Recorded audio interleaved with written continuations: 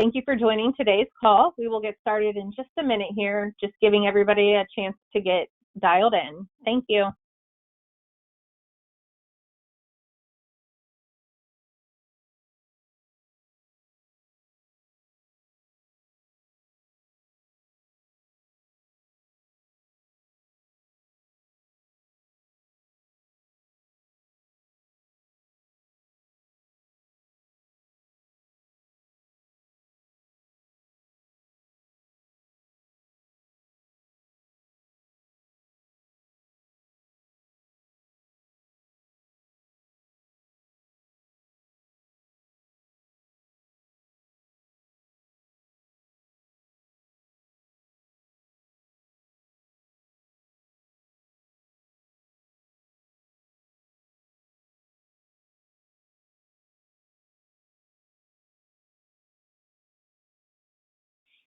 Hi, everybody. Thank you for joining today's webinar presentation, Working with You as You Work from Home.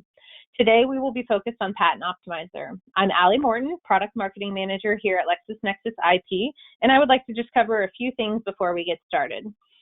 During the webinar, please feel free to submit questions using the questions feature in the control panel. At the end of the webinar presentation, we will unmute all the lines and you can feel free to ask questions live as well. Now I'd like to introduce today's presenter, Allison Esposto. She is one of our customer adoption specialists here at LexisNexis IP. Thank you again, everyone, for attending today's presentation. And with that, I will turn it over to you, Allison. Thank you so much, Allie. So hi and welcome, everybody. We do appreciate your time today. Here at Lexis, we are aware that these uncertain times are limiting many aspects of life as we're all practicing social and physical distancing. Schools have closed, a majority of the workforce has been home-based, and that includes our LexisNexis IP team. So I myself am running this webinar from my home office because we're all just trying to do our part here. So since we know so many of you are working in home offices, and for some of you this is new, we wanted to help by introducing our Working with You While You Work from Home series. Working from home can be a hard transition, but never fear, we are here to help as much as we can. So today's webinar is going to cover a couple of tips on PatentOptimizer that will help you while you're working from home. And the first thing we're going to do is pop up a poll question just to kind of gauge where everybody is in working from home. So we'll pop that up now.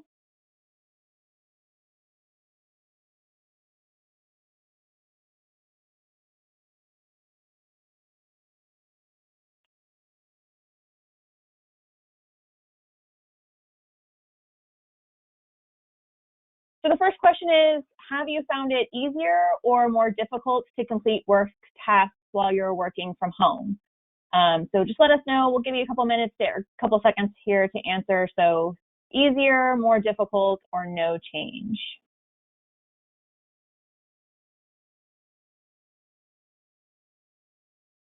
So it looks like most people have responded. It looks like most of you are finding it easier or no change. Nobody answered that it's more difficult. So that's great news for everybody. I myself have been working from home for going on 10 years, and I love it. So hopefully most people find it helpful. So we're going to go ahead and start popping up. So everybody should be looking at the document anchor positioning insert. And our first tip is going to be using the summary report to generate a list of errors in a separate Word doc from your application. And this makes them a great tool to quality check any application. And the summary reports allow you to check an entire application at once, as opposed to going in to just check claims or just check parts. And because they populate in a separate Word doc, they are easy to share with coworkers and clients. So you don't need to be in the same space to quality check a document. Everybody can sort of use email and navigate these reports easily and send them back and forth. So to generate a summary report, you're going to be in the PatentOptimizer tab, and it's just click Summary Report. Now the Summary Report option comes with 3 presets. So just checking all, checking the claims, or the description. But a nice feature is that it allows you to create custom presets. So as you work with different clients, if your support staff working with different attorneys, If based off of technology, there's different things that you want to populate in the various reports, you can create those presets. So I created one here for office actions, and it's basically the check claims option. It just does not have unsupported terms and phrases or unclaimed elements. So to create your presets, you check whatever boxes you want included, you're going to give it a name, and then you'll click the Save button.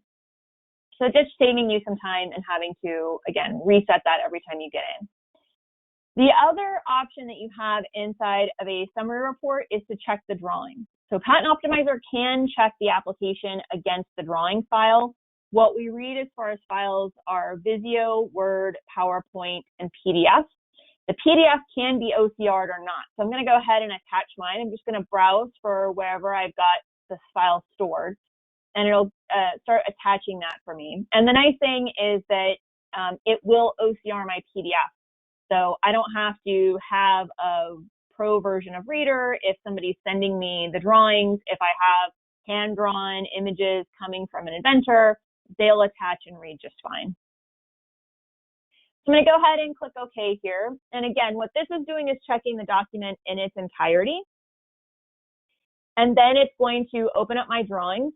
You'll notice they'll start to turn blue. So that's us OCRing the drawings. And then it's going to generate that separate Word doc for me. Now, all told, depending on the length of your application and the format that your figures come in, it can take somewhere between 20 and 30 seconds to get a summary report fully populated.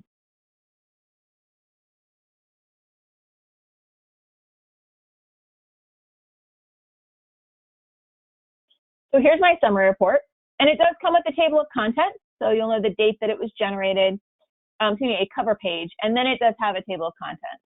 And what you'll see with the table of contents is that this actually helps you navigate into the report.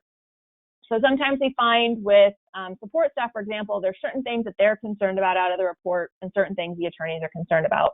So it allows you to get in and say, I'm just worried about the claim count. I'm just picking up our numbers. You can get to that without having to scroll through the report and then send it off. So first thing we're going to look at is claim analysis. And we're going to look for claim structure errors, extra periods, missed periods, status identifier problems, your claim count, your word element count.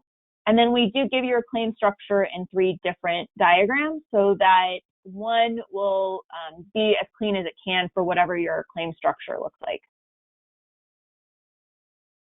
Terms that are in your claims and not found in your description, we're going to do the same thing with phrases. And then you're going to see your antecedent basis chart. Now, one nice thing about the summary report versus the full check parts or check claims is that this is only going to give you those things that have a potential problem. So you don't have to get through the full list of elements. You don't have to get through the full part labeling. These are just going to be the things that have errors that you need to address. Here you're going to see a column for the claims, the errors that we found the problem with, the elements we found the problem, and then does it appear in the description, and does it have a part number? At the bottom of this chart, you will always see the key to the problem code, so we don't have to memorize that. We're always going to indicate to you what we're hitting on. Terms and phrases with potentially problematic language. So we do have a set of dictionaries that we will hit on. It's things like limiting language, functional language. We have the ability for you to create your own custom dictionaries. So if by client, your terms you want to avoid, we can hit on those in the summary report as well. And then we're going to look at unclaimed element-like expressions from the description. So we do have an element algorithm that is going through the description and finding things that to us sound like elements that you didn't claim. So just essentially making sure you didn't forget something that you should have claimed. We'll go on into the description analysis, and of course, you're going to see title, abstract, and description errors here. We're going to check the description against our dictionaries and any of yours. And then we're going to go into the part labeling. So again, what you're going to see here are just those things that have potential errors. But we're going to look at your part labeling in 3 different ways. So we give you a really thorough look at that. First thing we're doing is taking all of your part numbers, and we're telling you where you gave different names to the same number. So part number 10 was labeled anchor, anchor insert, anchor positioning insert, and insert. And inside of the parentheses, that's how many times that part number was called that part name. You'll note that if you do associate a figure here, we will also let you know what figure that part number is showing up in. Next, we're going to look at this from the exact opposite direction. So now we're going to take all your part names and tell you where you gave different numbers to the same name. So arcuate lower surface got labeled 88 as well as 26. And the last thing you're going to see here, just checking from the description, is missing part numbers. So at some point, Anchor was given a part number, and at this particular page and line number location, it was not. Now, we do have the ability to suggest for you a part number, but that is based off of your part labeling. So what it's picking up there is first instance. If you have any measurements, we do the conversion math, and then if you have any references in the document, we will give you their post-issuance activity, so it keeps you from having to look up whether they paid their maintenance fees.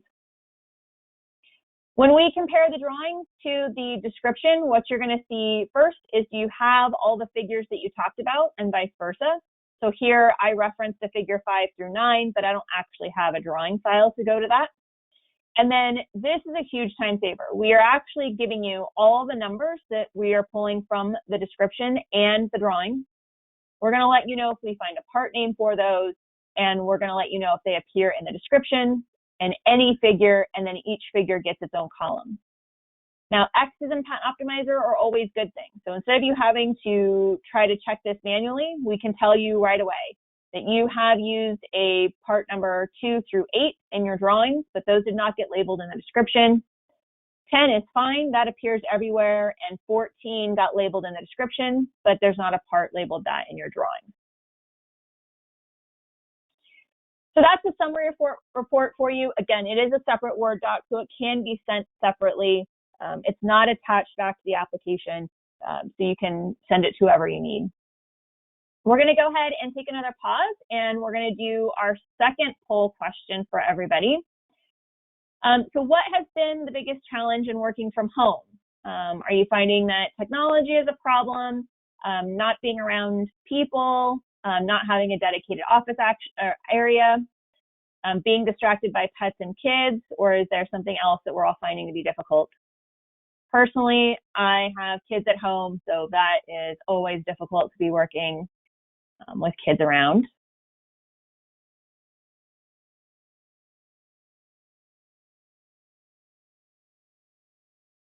All right, looks like everybody's responded, and there was 100% being distracted by kids and pets at home. So I definitely feel that pain.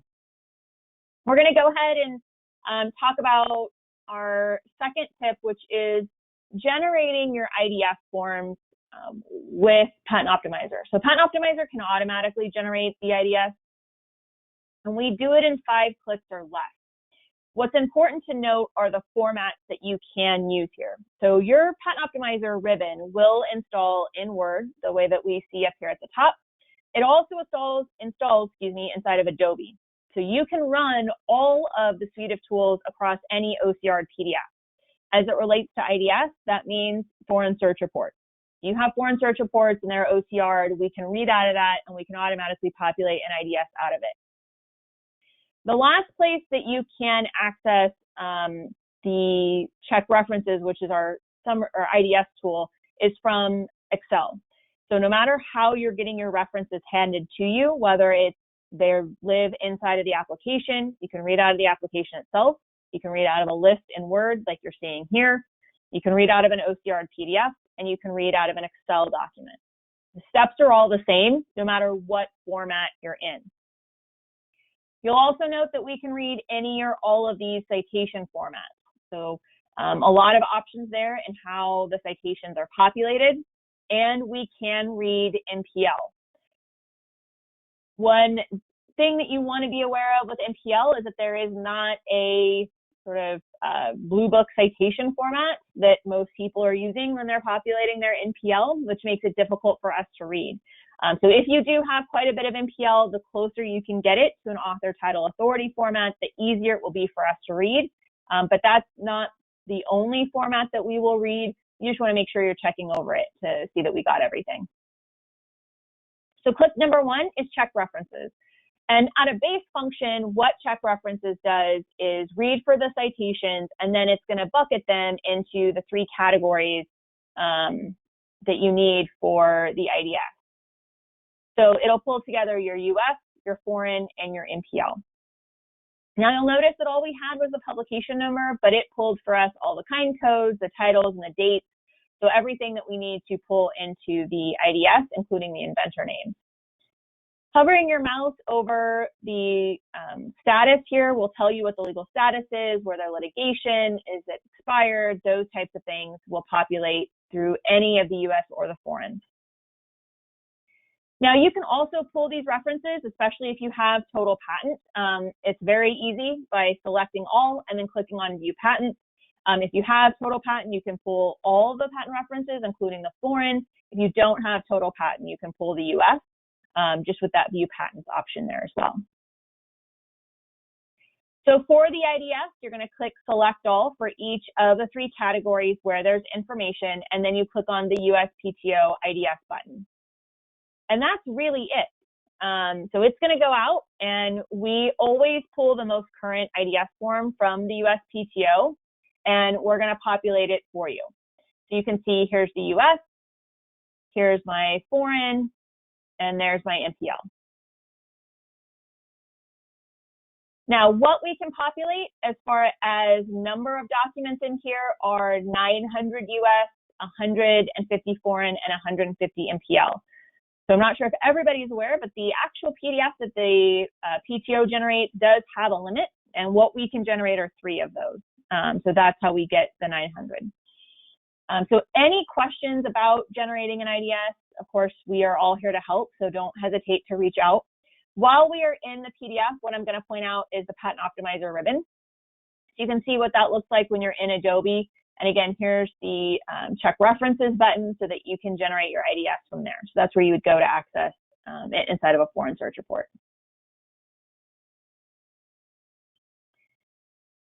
So that's what we had to cover today for the work from home tips. I'm happy to open up the chat now to answer any questions that anybody has.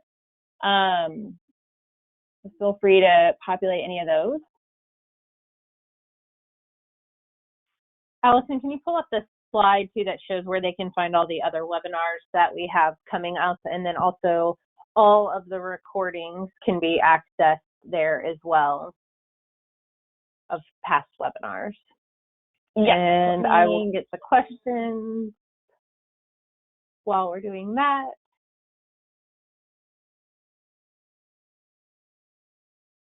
Okay, so the lines have been unmuted if anybody does have questions live that they want to ask. Otherwise, we had a few come in. So one of the questions, are all of the features you shared today included in my subscription? Yes. So PatentOptimizer has all the features that we talked about. Every subscription includes those. There's nothing special or add-on to that. Perfect. And then the other question that came in, and I can actually go ahead and answer this one. This person joined late, so they may have missed it. Is the presentation being recorded, and will it be sent out? Yes, it will be. It will also be added to the resource page. If you, Allison, go to the next slide, then that shows where they can access the resource page as well. There up at the top, the LexisNexisIP.com/PO. So you'll be able to find different training videos, PDFs, things like that, as well as we will post the recording for this presentation out there. We will also be emailing it to everybody who registered and attended as well. Yeah, and one thing I want to throw out there too. Questions to me. Go ahead. Oh, great. So everybody gets access to a trainer. If you have any questions, if you reach out to any of us here, we are happy to help and set up one-on-one training. So if there's any or group training for your entire firm or corporation. So if any other features that we didn't cover today that you have questions about, we are here to help with all of that. So please just let me know. And with that, I want to say thank you all so much for your day, and thank you for joining us, and have a good rest of your day. Thank you for presenting, Allison. Thank you all.